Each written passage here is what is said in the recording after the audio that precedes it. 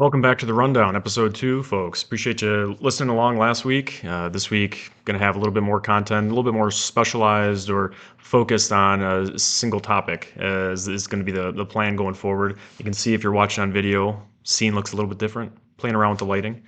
It's the production crew and me trying to get everything working, make it as appealing as possible. But let's just dive right into it. So one of the main things I want to dovetail from last time is really answering the question, why would I, a physical therapist, be talking about chronic disease prevention and all of these other pieces of information like longevity, fitness, all of that, right? A lot of times physical therapy is regarded really as just for people who are in pain. And obviously, that is a lot of what we address. But the point of here is not me to go on a diatribe of what physical therapy does and what my practice does, because quite frankly, you probably don't really want to hear about that anyway. It's more so about how do we provide relevant, practical information to you, the viewers, the constituents, the people that all of this applies to, right? Our role as healthcare providers is only relevant if we have people to help. So having been in practice now for a few years, one of the main things that I have found or learned from working with a wide variety of people, different age ranges, and different interests and different exercise styles, is really everybody has the same goal in mind, which is to live the highest quality life possible. Right now, you might find that through different means. Some people, in terms of fitness and activity, enjoy running passionately. Some of us enjoy weightlifting. Some of us enjoy specific or unique modes of that: CrossFit, Pilates, kickboxing, all different types of methodologies. But the umbrella goal for everybody, to me, seems to be the same. We all want to live healthy, happy, high quality lives. Now, how do we define that? Again, that's a little bit more on the philosophical side of things. I won't necessarily get into that. It doesn't necessarily mean the same for all people. You know, depending on what metrics you want to use, you could define it a lot of different ways. But we all want more out of life. I don't think anybody wants to be riddled with chronic disease or pain or injuries or all of these negative things later on in life. However, many people, and to be honest, I don't blame them in this country, are jaded by the prevalence of these issues that we face in this country, and think that it's just inevitable. It's, once you get to a certain age, I hear this all the time clinically. Oh, this is just part of getting old, I guess. Right? I got pain, I got injuries, I got, different blood work came by from my physician, and physical didn't go well, and this just a part of being old. And again, I don't fault people for thinking that way, because certainly if you look at the data, it would suggest that, yeah, in this country, once you get to a certain age, you're almost locked in to have something go wrong, right? And I'm not going to make the argument that we can reverse all of that 100%. I think anybody who does preach that is either naive, they're ignorant at best. At worst, I would say they're unfortunately a charlatan, snake oil salesman. They're trying to get money out of you in ways that is unethical or are unethical.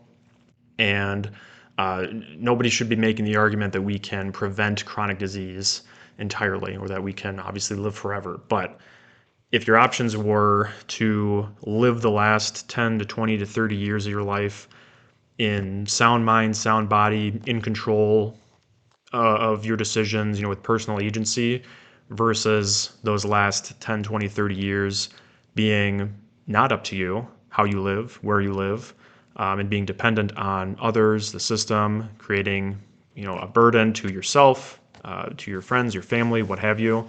I think most of us would opt for that former, right? We want to be in control, especially in those later years of our lives. The challenge that I've also seen, though, another challenge, is that many of us, and I'm, perhaps young, depending on how you want to define that. I'm 30. Some of the Gen Zers out there, the Gen Alphas or Betas now. Technically, we're in beta. Actually, I have a new beta member of my family, a couple days old. He's 7 days old right now. So I'm getting into the betas, folks. So 30 might not seem young to some people, but to the average person, you got statistically most of my life left. Many people my age don't feel like it is worthwhile or necessary to really be focusing on these kinds of things.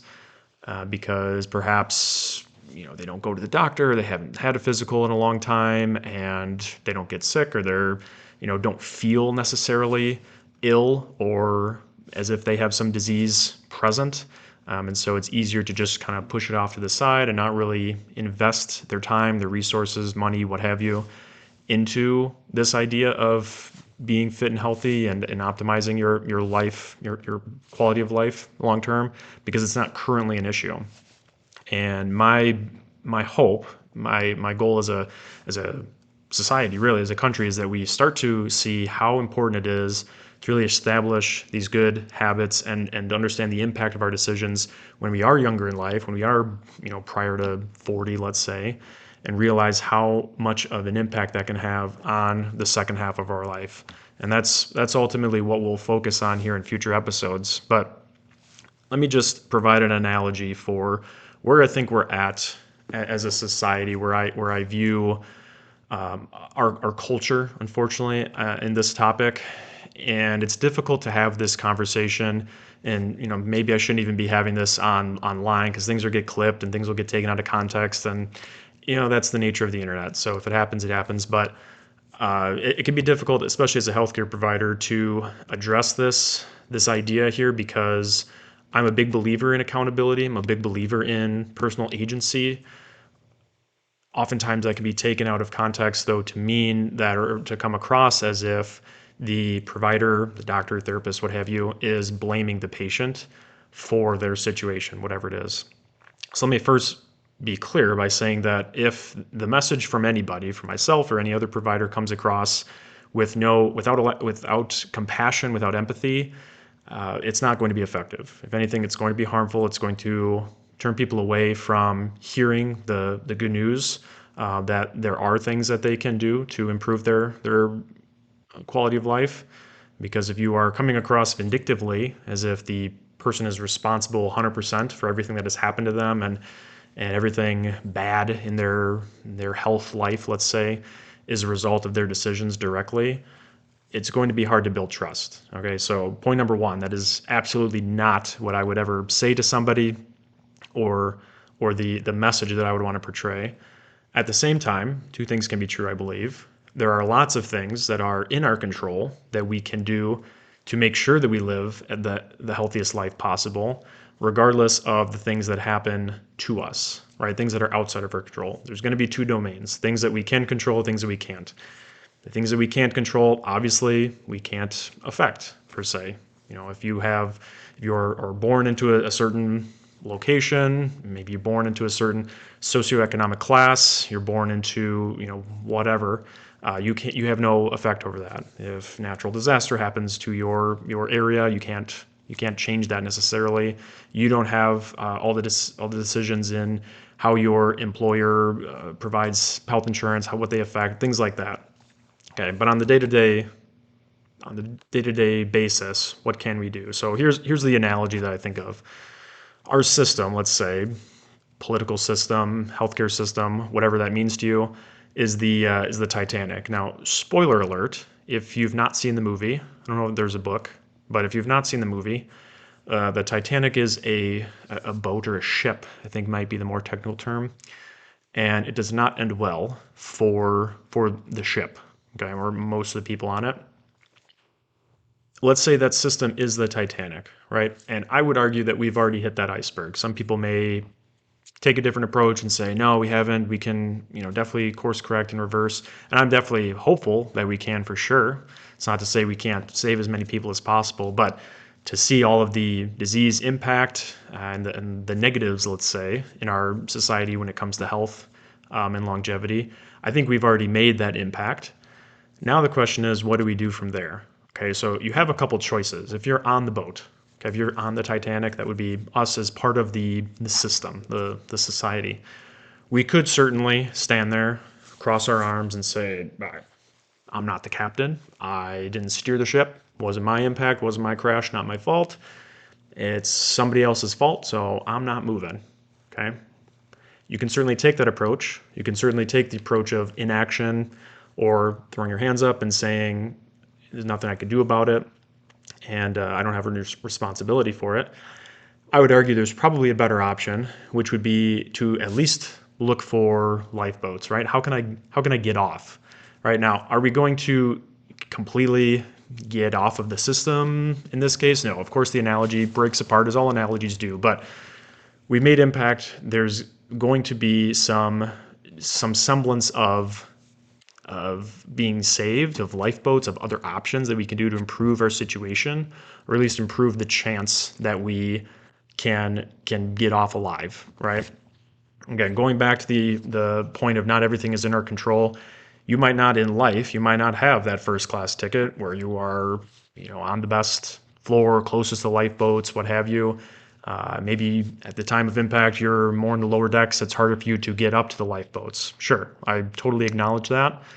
But at least making an effort, I would say, at least trying to make some decisions to get towards the lifeboats, because nobody knows how long they have left, right?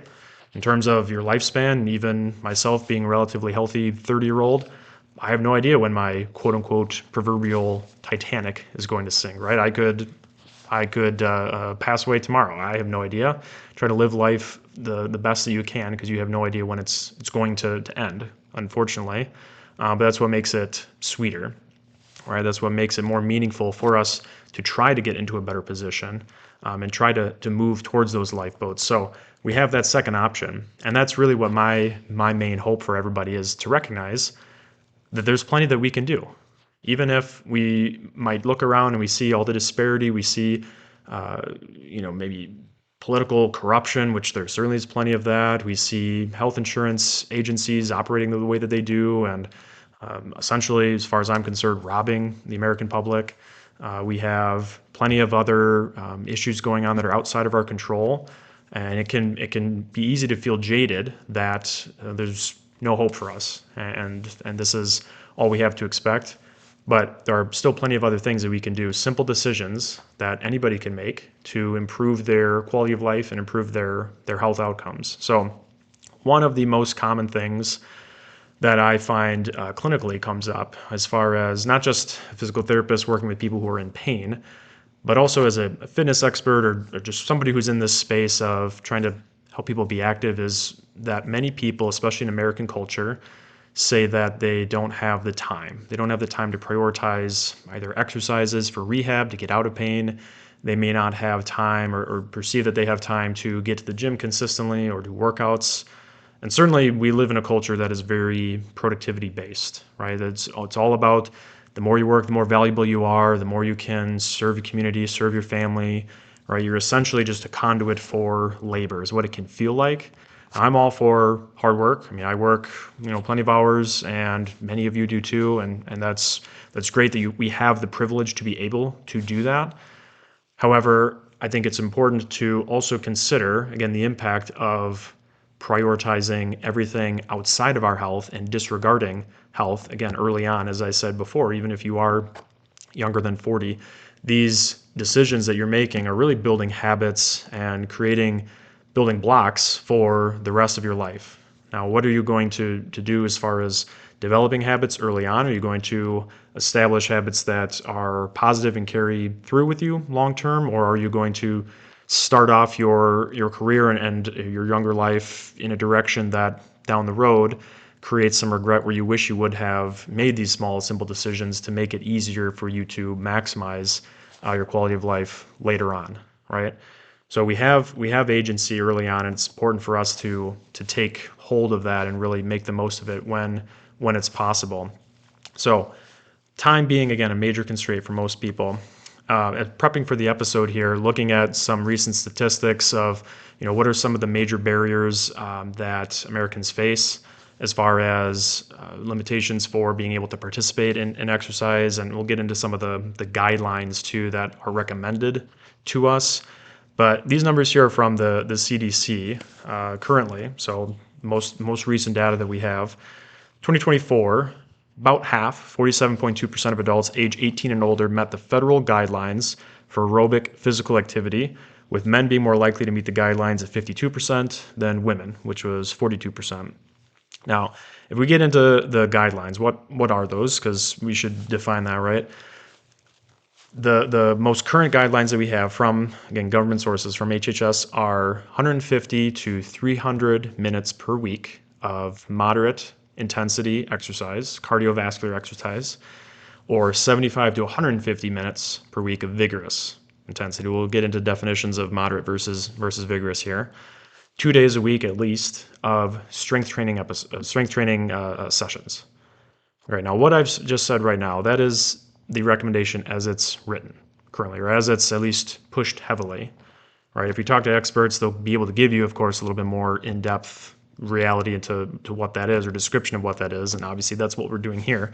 But if we just leave it at that and we say, okay, push out to the public, you have to get 150 to 300 minutes, that's 2.5 to 5 hours per week of moderate intensity cardio, and that's just cardio, okay, or 75 to 150 vigorous, and then 2 days per week of strength training. I would argue that most people would say, I don't have time for that, and that seems like a lot of commitment. Or perhaps, and they might also say, well, what does that even look like? Let's say I had the time.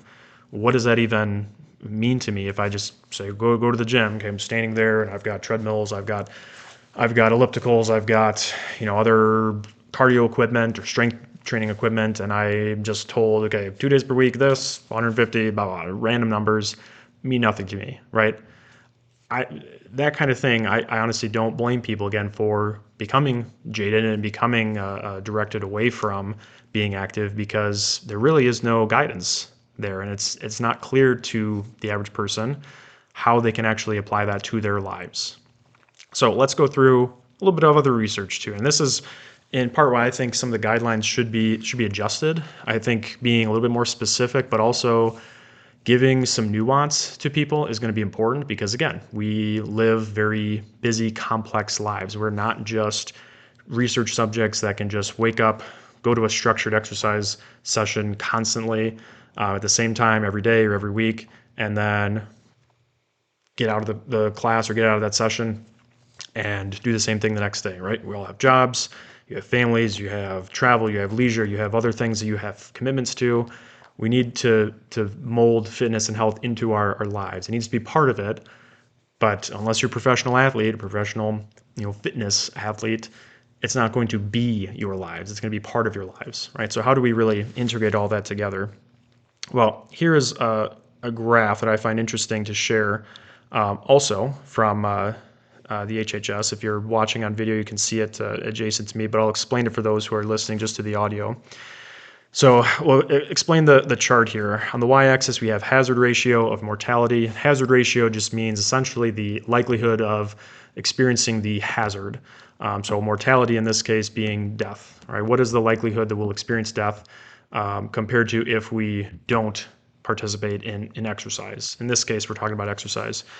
And on the x-axis, we have leisure time physical activity, and that's measured in what we call MET hours per week. So I'm not going to get super into the physiology here. I'm going to try to keep it, again, practical. Nobody really cares to listen to the Krebs cycle and all of this stuff. So 1 MET is equivalent to 3.5 milliliters of oxygen per kilogram of body weight per minute of time. All right, and essentially all that means is it's like your body's engine, okay? Sort of its fuel economy. In a way. So we'll say, just for simplistic sake, oxygen, think of it as gasoline. How much does your engine need at that point? If you're laying on your back in bed, staring up at the ceiling, you're about 1 MET, okay, of intensity. You need about 3.5 milliliters of oxygen per kilogram of body weight per minute to sustain your bodily function. As you do more activity, as you get more intense into whatever you're doing, you're going to be at a higher MET level of intensity. 2, 4, 6, all the way up to elite levels, maybe even 20 plus METs. Okay, that's very intense. Most of us in daily life are going to be somewhere to the point of probably 2 to 4, 2 to 5 maybe. 6 plus is going to be more intentional exercise like jogging, running, that sort of thing. Okay, so on the graph here, we see that as we increase our MET hours per week, so if you multiply the METs, the intensity, times the hours that we're at that intensity per week, we can see a pretty sharp decline in the hazard ratio, or decrease in the likelihood of us dying in early death, up to about 8.5 METs, 8.25 METs per week. Okay, so on the chart here, you see about 70% of benefits are reached by 8.25 METs. So you've already gotten most of your benefits from 8.25. You can get some more, as you can see further, but that benefit flattens out.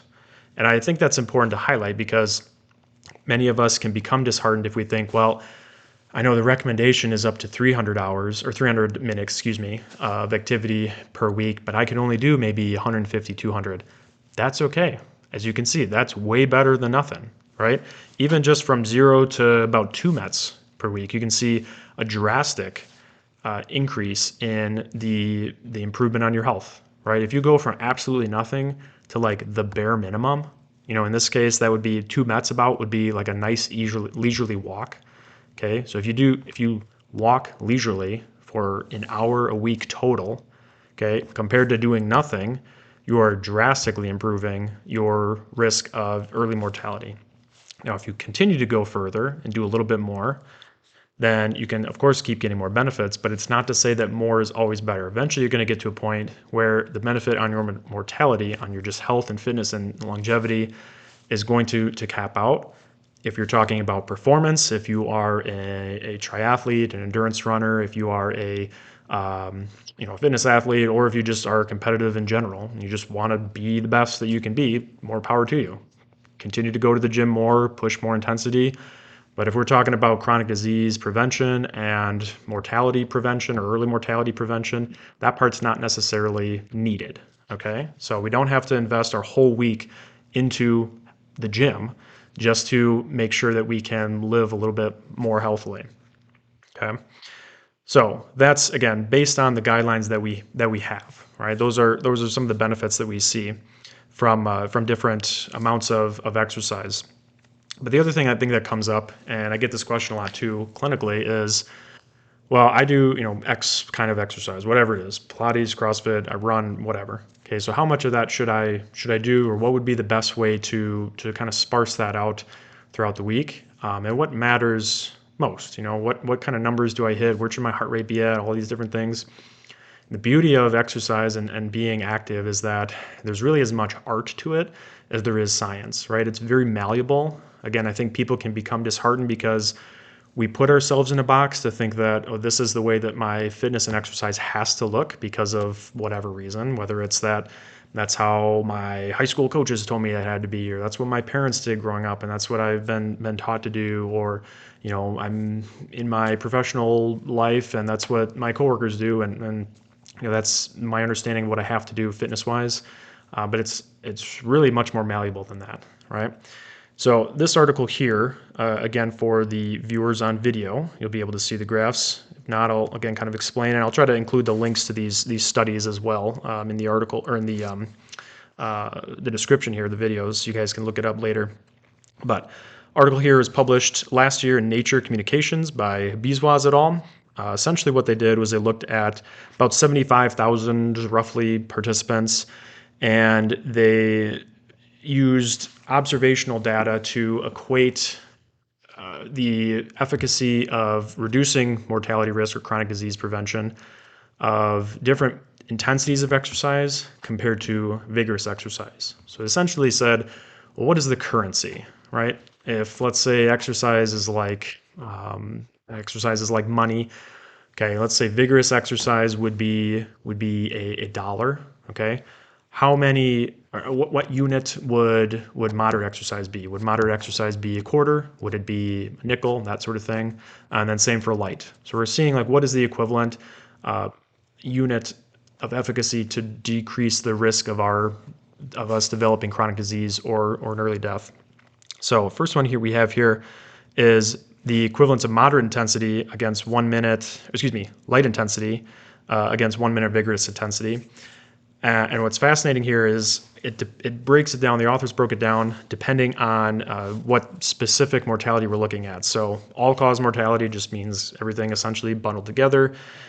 We have cancer mortality, cardiovascular disease, type 2 diabetes, all these different things. And so we can see the benefit of exercise and being active stratified across all these different diseases. Look at the risk reduction here, just initially. Okay, so a 5% risk reduction if we have 1 minute of vigorous intensity exercise, this would be high intensity, let's say, 75, 80 plus percent of your 1 rep max or of your VO2 max percentage.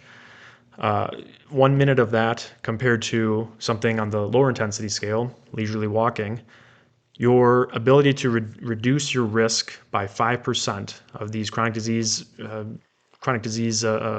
pathologies and an early mortality, 5% is equivalent at 1 minute of vigorous to 200 minutes of light exercise. Okay, so if you exercise intensely for 1 minute per week compared to 200 minutes at a very light exercise, you've got about, from what the authors found here, about as much chance to reduce it 5% between those two. Okay, 1 minute compared to 200. And that extends out really across all the different stratifications, whether it's cancer, whether it's cardiovascular disease, right, up to a 20-25% reduction in cardiovascular disease from only about 60 minutes of light intensity exercise you can get for 1 minute of high intensity, right? So 1 minute of high intensity exercise is going to have an extremely beneficial impact on your reduction for cardiovascular disease, as would 60 minutes of light intensity exercise. And if you do less light intensity exercise, then obviously that risk reduction is going to be not quite as good. Now, what is the practical impact of that? Is that if you feel like, well, I don't have, again, 2.5, 5, 10 hours a week to dedicate to my exercise routine, you don't need that. You might just have to switch to something a little bit more high intensity, right? Use a different currency. Use something that is actually relevant or practical or fits into your life. And we see that the same is true for moderate as well. Right? As I pull up this graph here, similar to now, the currencies are going to be different. So moderate intensity, we're going to see more impact on chronic disease prevention and mortality risk reduction. So now instead of 1 minute to 200 minute equivalent, now we're looking at probably 1 minute to 9 to 10 minute equivalent. But still, if you could have the same impact on your health and on your chronic disease prevention profile and your longevity profile and dedicate only 10% as much of the time, how much easier would that be for you to actually stay consistent with it? And speaking personally, just kind of getting off the research here and talking more about my own personal schedule, that's exactly where I like to trend. Right? I'm a busy person, as again many of you are. 3 kids at home, trying to run a business and be present dad and all that. I don't have time to dedicate 10 to 15 to 20 hours a week at the gym. Prior to kids, love to do it. I was primarily in Olympic weightlifting, drove my wife, then fiance crazy how I would spend 2.5, 3 hours at the gym because, a lot of it's just kind of hanging out with the guys. But, you're in your rest sets and you can take the time to do that. Right now, I've got other responsibilities. I can't afford to do that. So it doesn't mean that I just abandon ship or, in our analogy's sake, stand there with my arms crossed and say, well, nothing I can do about it because I've got other issues I got to deal with. Okay, figure out what is the better solution for me. What else can I do? So I personally love CrossFit. I love jiu-jitsu. They're both more higher intensity forms of exercise, but they're brief, they're engaging. It's not consistently the same exact activity, which for me helps because it keeps things interesting and it makes me want to stay engaged with it. For some of you, you like that consistency. A lot of people who are runners, I work with runners all the time, and they love to just really focus on dialing in on these very minute details to get the runs on these certain routes much better. Fantastic. More power to you, right? Do you have to do that? No. Do you have to do the higher intensity type exercise? Not necessarily. Again, we see that we get equivalent benefits from a wide variety of intensities, but exercise as a currency means that we have to be honest with ourselves and are we really putting 10 cents into this workout, or we want to put in the whole dollar, right? And we'll get into measuring intensity and how do we really practically measure that going forward in other episodes. But the bottom line is we have to recognize does it really matter to me? Is it really that important to me to get this exercise in? Is this a part of my life that I want to focus on? Or is it easier, if I'm being honest with myself and auditing my personal values, to say, maybe I'm not prioritizing my health and fitness. Maybe I do have the time, but I don't want to, right? Very different scenarios if it's I can't versus I don't want to. But again, going back to my initial point, you have to approach that we have to approach that empathetically, right? I understand the busy lifestyle that we're all in this culture. It's not easy to fit this in to your life, but the message is the message of hope that it is possible. And if you're not sure how to do it, let's have that conversation, right? Throw it in the comments, shoot me a DM, whatever. You got questions, how does it fit into your life? What are the things that I can do based on the time that I have, based on the interests that I have?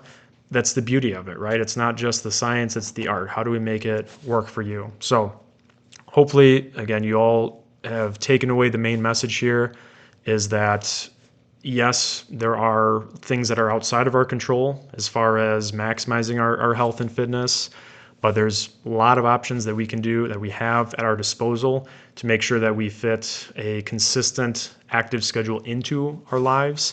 And that's something that we should all strive for, not just for ourselves, but for our family and our community, because really it just makes the world we live in a better place. So take that information with you, do with it what you will. We'll see you here next time.